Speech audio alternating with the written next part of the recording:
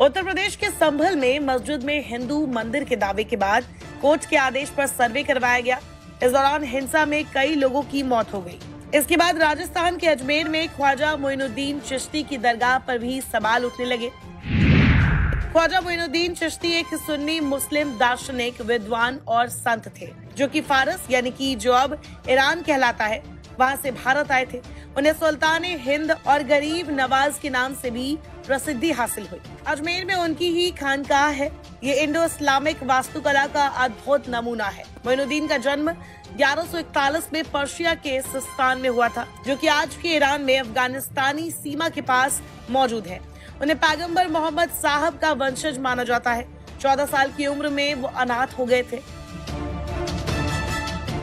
अचानक एक दिन उनकी मुलाकात इब्राहिम कंदोजी से हुई, जो कि एक फकीर थे।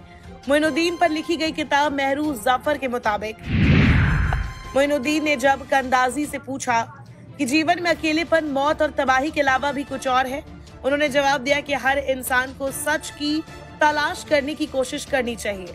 कहा जाता है कि इसके बाद ही वो सच की तलाश में निकल पड़े। 20 साल की उम्र में वो दर्शन, व्याकरण और अध्यात्म का अध्ययन करने बुखारा और समरकंद चले गए।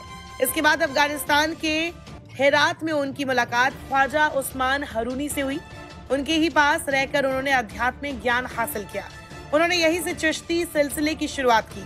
अफगानिस्तान में कुतुबुद्दीन बख्तियार काकी उनके पहले अनुयायी बने। कुतुबुद्दीन के साथ वो मुल्तान गए और यहाँ 5 साल तक रुके। इस दौरान वो हिंदू विद्वानों से मिले और संस्कृत की भी शिक्षा ली। इसके बाद लाहौर में अली हुजवीरी की दरगाह पर पहुंचे। लाहौर से ही मोइनुद्दीन दिल्ली और फिर अजमेर आ गए। उस समय अजमेर चौहान साम्राज्य की राजधानी थी। उनकी उम्र करीब 50 की रही होगी। पृथ्वीराज तृतीय का शासन था और उनका राज्य फल फूल रहा था। तभी मोहम्मद गौरी ने आक्रमण किया। तराइन में दूसरे युद्ध में 1192 में पृथ्वीराज की हार हुई। इसके बाद मोहम्मद गौरी की सेना ने कत्लेआम शुरू कर दिया। अजमेर की हालत देखकर मोइनुद्दीन चिश्ती ने लोगों की सेवा के लिए यही ठिकाना बनाने का फैसला कर लिया।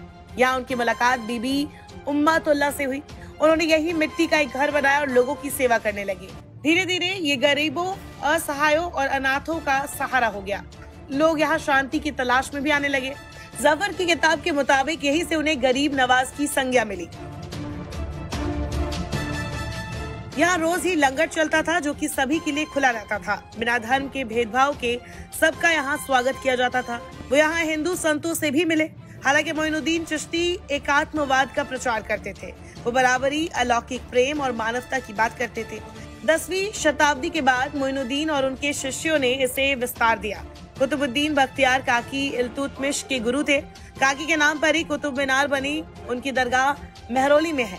काकी के शिष्य बाबा फरीद पंजदाब की तरफ गए। निजामुद्दीन औलिया भी इसी परंपरा के सूफी संत थे। उनकी दरगाह दिल्ली में है। मुगल शासकों में अकबर पर भी उनका प्रभाव था। अकबर ने उनकी दरगाहों का सुंदरीकरण करवाया। इसके बाद यहाँ बड़ी संख्या में लोग आने लगे। मुगल काल में ही अजमेर की दरगाह काफी प्रसिद्ध हो गई।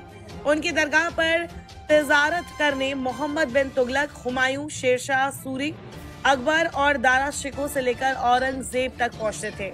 लेकिन अब इस दरगाह पर सवाल उठने लगे हैं। हिंदू सेना के अध्यक्ष विष्णु गुप्ता ने एक याचिका दायर की है, जिसमें उन्होंने दावा किया है कि ख्वाजा मोइनुद्दीन चिश्ती की दरगाह जिस जगह पर बनी है, वो पहले एक शिव मंदिर था।